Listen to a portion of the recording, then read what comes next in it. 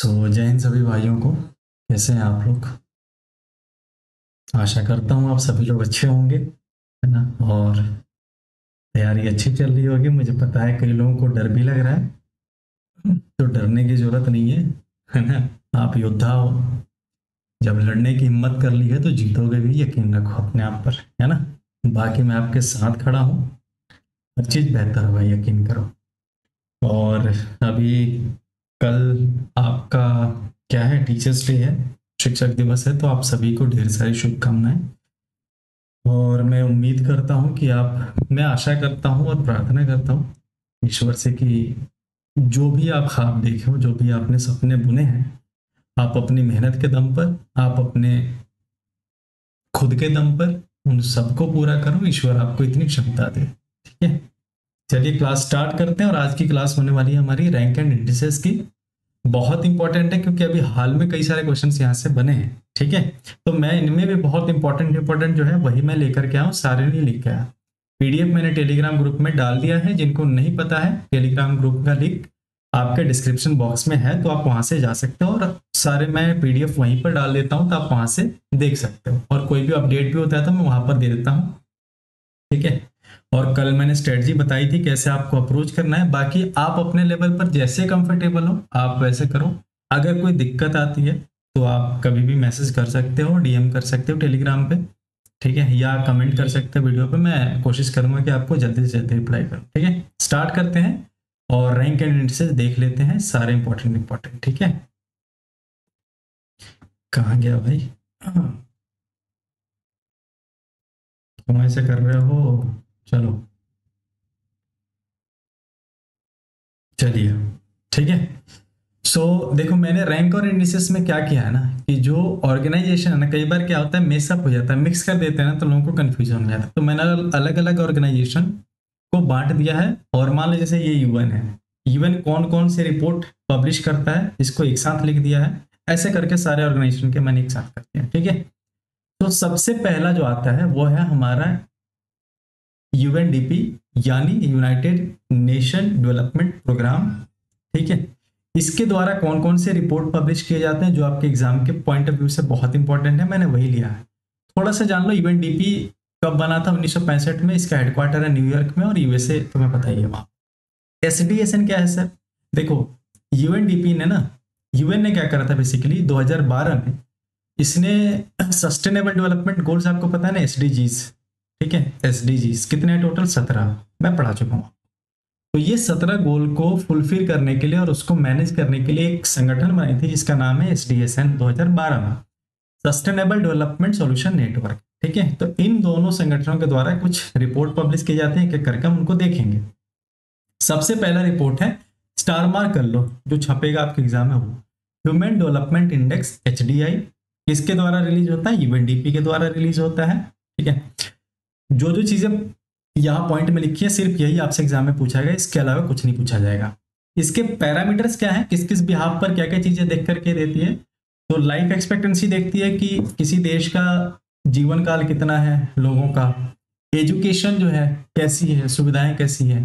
GNI यानी gross national income per capita कैसा है, पता है मैंने आपको आपके इकोनॉमिक्स की क्लास में, अगर नहीं पढ़ा है तो जाकर के देख लेना। ग्रॉस नेशनल इनकम वो पैसा होता है या वो आमदनी होती है जो किसी देश का उसके लोगों के द्वारा, चाहे वो देश के अंदर रह रहे हो चाहे वो देश के बाहर रह रहे हो, ठीक है, कहीं पर भी रह रहे हो, तो उस देश के लिए जो कमा के पैसा ले आ रहे हैं वो सारे नेशनल इनकम में, ग्रॉस नेशनल इनकम में जोड़ा जाता है। अब पर कैपिटा है तो क्या करना है, टोटल ग्रॉस नेशनल इनकम में जितनी उस देश की पॉपुलेशन है उससे डिवाइड कर दो, तो पर कैपिटा निकल गया। तो ये 3 पैरामीटर मेनली है जो कि इसमें कंक्लूड किए जाते हैं। इसके बिहाफ पर जो टॉप 3 कंट्रीज हैं वो है आइसलैंड, नॉर्वे, स्विट्जरलैंड, ठीक है। ये ह्यूमन डेवलपमेंट इंडेक्स में भारत की क्या स्थिति है अभी? तो भारत की स्थिति यह है कि अभी हम 130वें रैंक पर हैं 193 में से, और हमारा स्कोर जो रहा है वो 0.685 रहा है, ठीक है। पिछले साल से थोड़ी सुधार हुई है। अगला रिपोर्ट देख लेते हैं, ये है जेंडर इनइक्वालिटी इंडेक्स, ठीक है।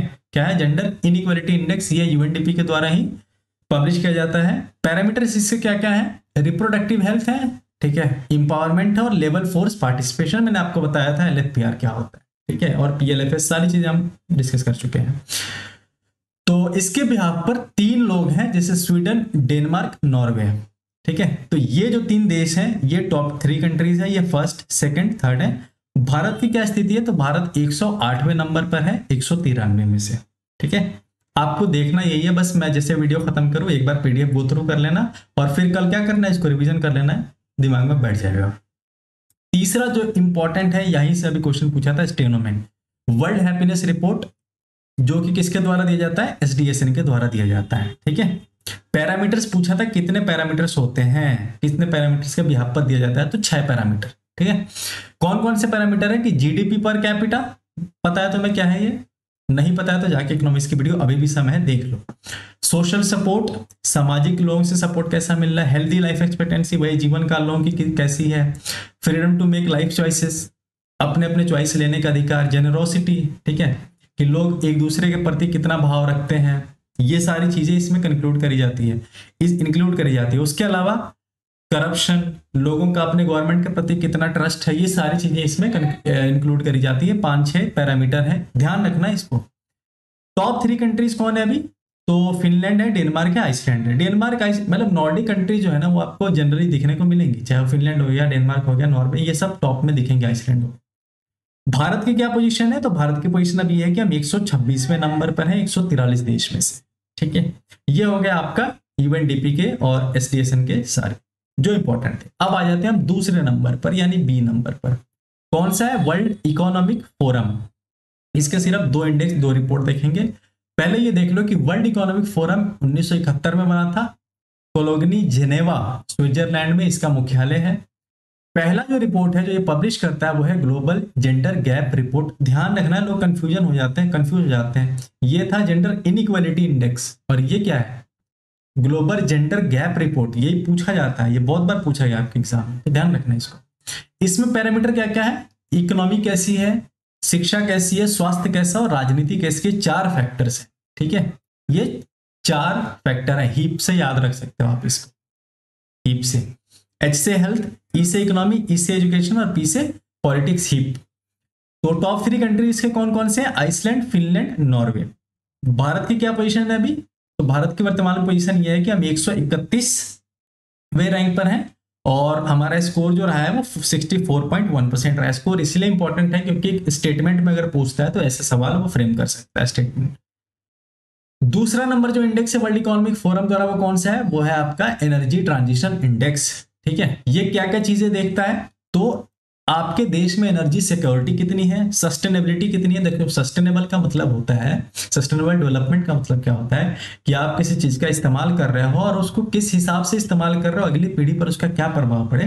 ठीक है, ऐसे इस्तेमाल करना है कि अगली पीढ़ी को उससे नुकसान ना हो, खतरा ना हो, तो उसको हम सस्टेनेबल डेवलपमेंट कहते हैं। ट्रांजिशन रेडीनेस, ये 3 मेजर फैक्टर है, कितने यहाँ पर है, 3 पैरामीटर से ध्यान रखने हैं। ये पैरामीटर का नंबर ही पूछ रहा है तुमसे, तो 3 यहाँ पैरामीटर हो गए। टॉप 3 कंट्रीज कौन कौन सी है, स्वीडन, डेनमार्क, फिनलैंड, वही नॉर्डिक कंट्रीज में मिलेंगी। भारत की क्या पोजीशन है एनर्जी इंडेक्स में, तो 63 है। देखो ई ऐसे लिखा जाता है ना, तो 63 ऐसे याद रख सकते हो, 3 और 3 दूना 6, तो 63 रैंक है हमारा। 2024 का जो लेटेस्ट रिपोर्ट है, 25 का भी नहीं आया। आईएमएफ की बात करें और वर्ल्ड बैंक की बात करें तो थोड़ा सा इसके बारे में जान लेते हैं। ऑलरेडी मैं आपको इकोनॉमिक्स में बहुत डिटेल में बता चुका हूं। ये दोनों का जो गठन होता है वो होता है किसके द्वारा, 1944 में ब्रेटन वुड्स कॉन्फ्रेंस के द्वारा, और दोनों को क्या कहते हैं हम, जुड़वा बैंक भी कहते हैं। ठीक है, ट्विन बैंक्स भी कहते हैं। इसके जो अभी मैनेजिंग डायरेक्टर है आईएमएफ के, वो कौन है, वो है आपके क्रिस्टियाना जॉर्जिवा, और वर्ल्ड बैंक के कौन है, अजय बांगा। इनका मुख्यालय कहां पर है, वाशिंगटन डीसी में। ठीक है, अब आ जाते हैं इसका जो सबसे इंपॉर्टेंट इंडेक्स है वो क्या है, लॉजिस्टिक परफॉर्मेंस इंडेक्स। ठीक है, लॉजिस्टिक तुम समझते हो ना, सामान वगैरह ढोने वगैरह की जो प्रक्रिया है उसमें क्या व्यवस्था है, उसके आधार पर ही चीजें देखते हैं। तो उसमें क्या क्या फैक्टर्स आ जाते हैं, एक तो कस्टम, कि कस्टम ड्यूटी क्या है, कस्टम मैनेजमेंट कैसे हो रहा है, इंफ्रास्ट्रक्चर क्या है, और टाइमलाइनेस क्या है। ये 3 फैक्टर होते हैं। इसमें भी कितने फैक्टर हैं, 3 फैक्टर हैं। देश जो टॉप 3 कंट्रीज में कौन कौन सी है, जर्मनी, स्वीडन, बेल्जियम। ठीक है, जर्मनी, स्वीडन और बेल्जियम। अब आ जाते हैं अपने प्यारे देश भारत पर। तो 139 में से हम 38वें नंबर पर हैं, ये भी ध्यान रखना है आपको। ठीक है, अब आ जाते हैं किस पर, वर्ल्ड इंटेलेक्चुअल प्रॉपर्टी ऑर्गेनाइजेशन पर, वीपो। तो वीपो द्वारा अगर हम देखें तो वीपो का जो गठन हुआ है वो हुआ है 1967 में। इसका भी मुख्यालय कहाँ है? जिनेवा, स्विट्जरलैंड में। जो इसका इंपॉर्टेंट इंडेक्स है वो है कौन सा? ग्लोबल इनोवेशन इंडेक्स, जीआईआई भी कह देते हैं इसी को। ठीक है, ये क्या क्या देखते हैं? देखो नाम से ही पता चल रहा है इनोवेशन देखता होगा। तो इनोवेशन में क्या क्या चीजें आ जाती हैं? R&D यानी research and development. Patent, patent मतलब कोई नई चीज आप खोज रहे हो तो उसको फाइल कराते हैं ना, उसी को हम पेटेंट कह देते हैं। इंफ्रास्ट्रक्चर कैसा है? क्रिएटिव आउटपुट कैसा है कि नई नई चीजें क्या क्या बन के निखर रही है वहां से, तो वो चीजें भी देखनी है आपको। Top three Switzerland, top three में कौन कौन है? स्विट्जरलैंड, स्वीडन और यूएसए। भारत की क्या पोजीशन है ग्लोबल इनोवेशन इंडेक्स में? ध्यान रखना, ये पूछा जा रहा है आजकल एग्जाम में। तो पिछले साल हमारा पोजीशन था 39, अब की बार हमारा पोजीशन थोड़ा सा खिसक गया, हम 40 पे आ गए हैं 132 देशों में से। ठीक है, अब आ जाते हैं किस पर? नेक्स्ट पर। तो ये है कौन सा? Institute of economics and peace. 2008 में इसका गठन होता है, सिडनी में मुख्यालय। सिडनी का है ऑस्ट्रेलिया में।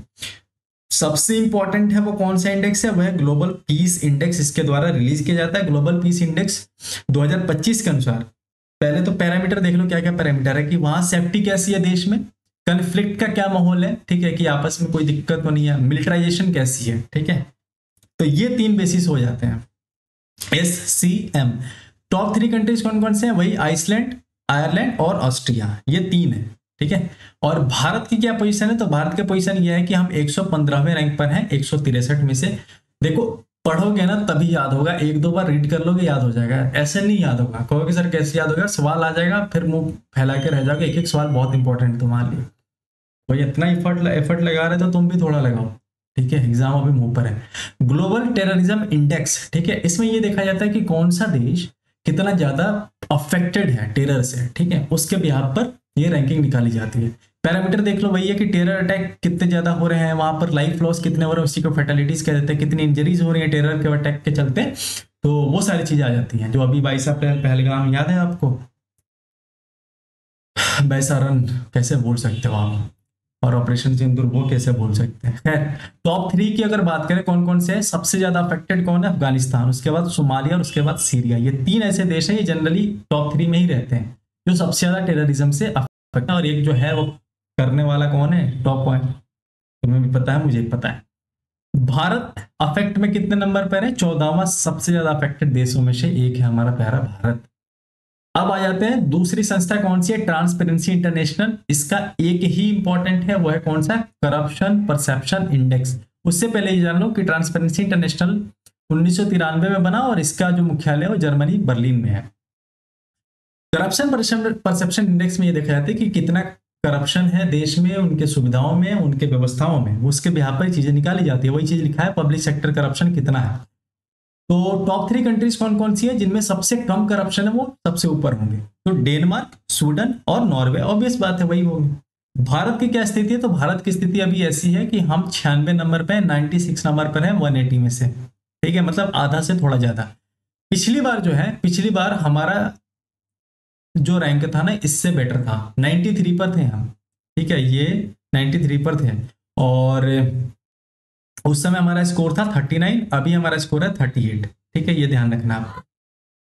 अब अगर हम बात करें तो इसके बाद आ जाता है जो संगठन, वो है आपका कंसर्न वर्ल्ड लाइफ और बेल्ट हंगर लाइफ। ये 2 संस्थाएं मिलकर के एक इंडेक्स निकालती है जिसका नाम है ग्लोबल हंगर इंडेक्स। इनका मुख्यालय उतना इंपॉर्टेंट नहीं है पर मैंने लिख दिया, आप देख लेना।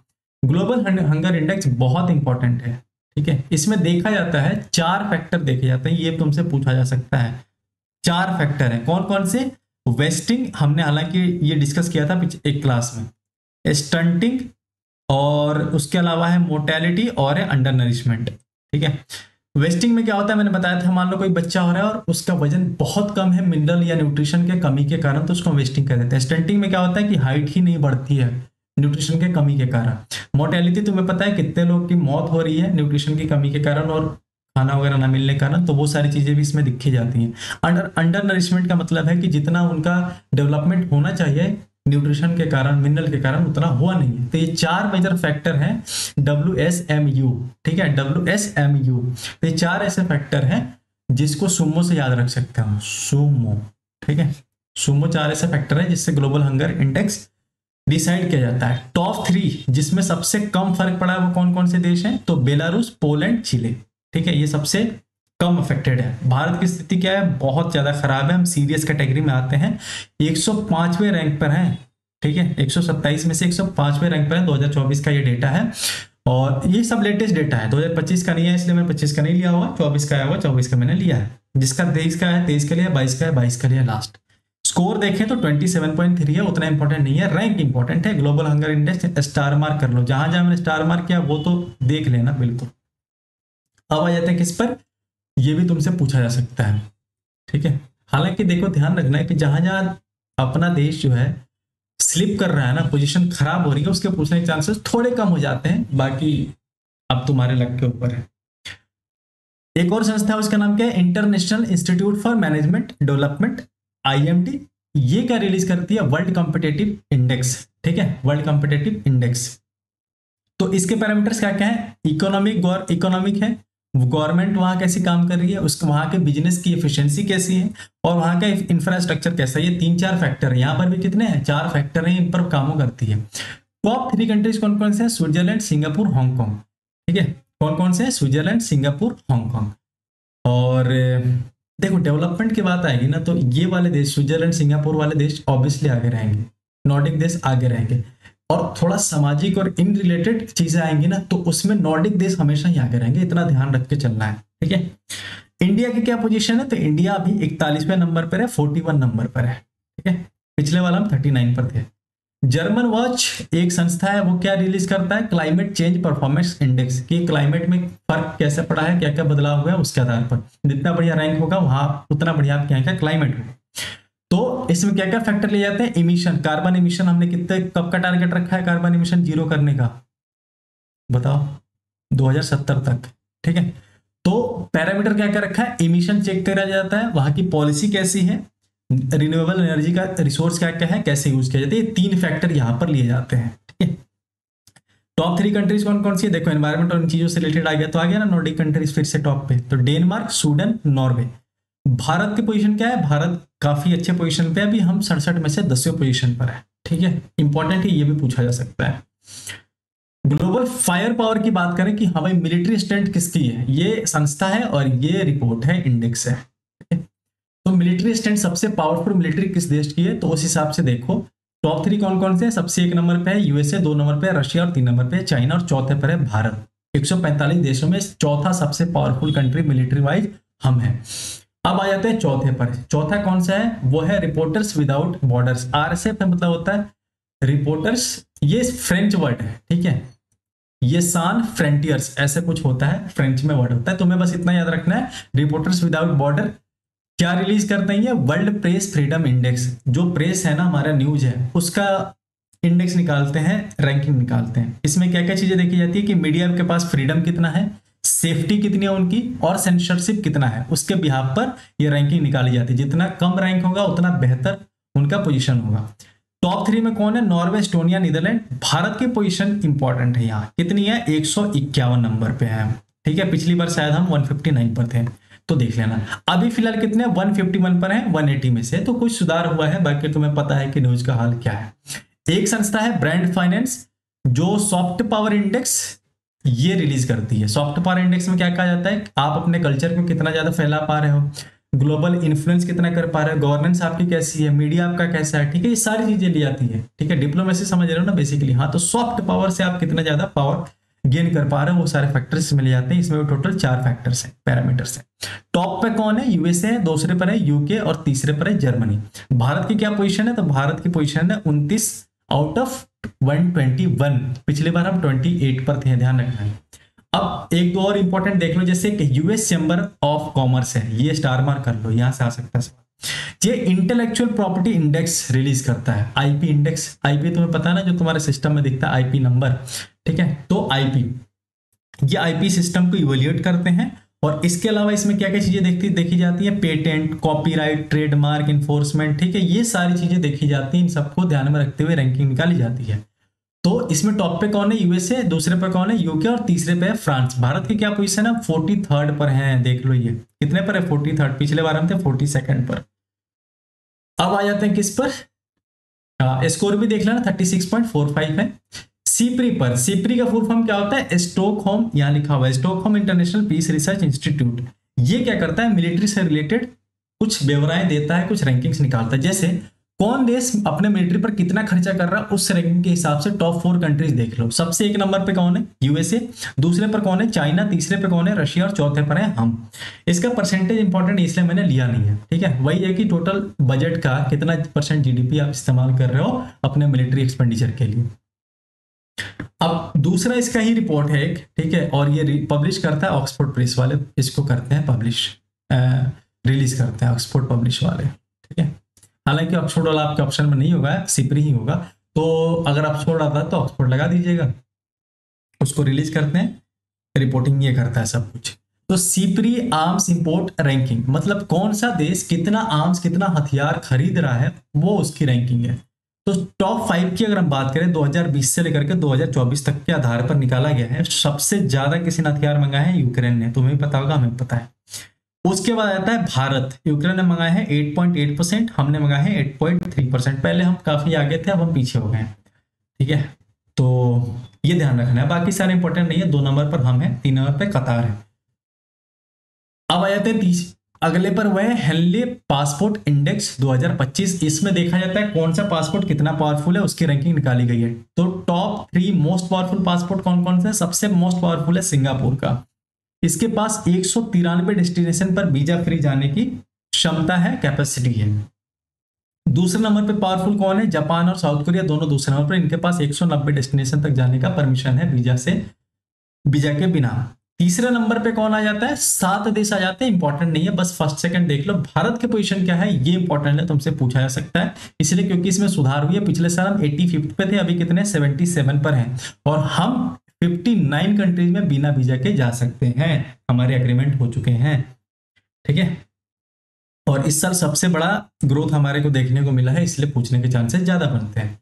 अब आ जाते हैं किस पर, आपके इंटरनल कुछ इंडेक्स देख लेते हैं। उसके अलावा देखो एक दो और रिपोर्ट देख लो, जैसे एक देख लो हारून ग्लोबल, ठीक है, एक आ जाता है हारून ग्लोबल यूनिकॉर्न इंडेक्स, ठीक है, यूनिकॉर्न इंडेक्स। इसमें जो है 2025 का अगर रिपोर्ट हम निकालें तो भारत कितने नंबर पर है? भारत है आपका तीसरे नंबर पर। मतलब यूनिकॉर्न कंपनियां होती हैं जिसका वैल्यूएशन 1 बिलियन का हो जाता है, 1 बिलियन यूएस डॉलर का। तो भारत तीसरे नंबर पर है। इंडिया का रैंकिंग कितना है? तीसरे नंबर पर। एक नंबर पे कौन है? यूएसए है। ये एक दो हो गई इंपॉर्टेंट, जो इंपॉर्टेंट है मैंने आपको करा दिया है बस। अब आ जाते हैं इंटरनल रैंकिंग देख लेते हैं। देखो अपनी कुछ संस्थाएं हैं जो कि रैंकिंग जारी करते हैं। सबसे इंपॉर्टेंट कौन सी है? वह है नीति आयोग। नीति आयोग के बारे में कुछ बेसिक चीजें जान लो, हालांकि मैंने बताया हुआ है आपको। पहला, ये कलर चेंज कर दूं क्या?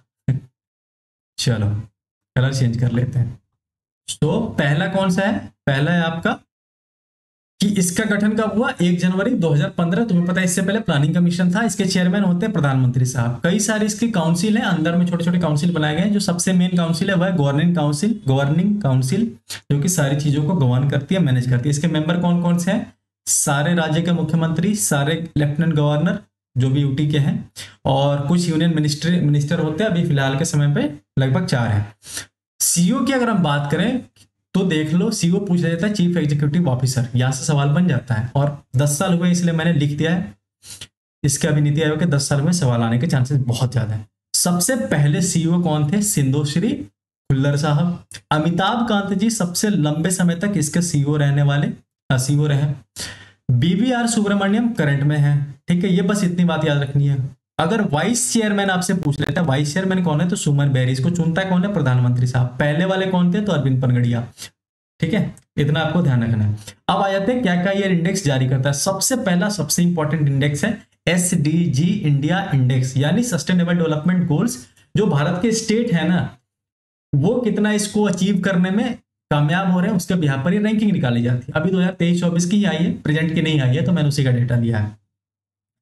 तो इसमें टॉप पर कौन था? केरला था, दूसरे पर था तमिलनाडु, और तीसरे पर था हिमाचल प्रदेश। अगर यूनियन टेरिटरी की बात कर लें तो चंडीगढ़ सबसे टॉप पर था। अच्छा, अगर हम ग्लोबली देख लें भारत का ये सस्टेनेबल डेवलपमेंट गोल में भारत का क्या हिसाब किताब है दुनिया के तुलना में, तो हम 99 रैंक पर हैं, ठीक है। पहली बार भारत टॉप 100 में आया है, ध्यान रखना है आपको। 167 में 99 पर, ये 2025 का रैंक है, ठीक है। ये कब का है? 2025 का रैंक का। हमारा स्कोर कितना रहा है? 67 आउट ऑफ 100।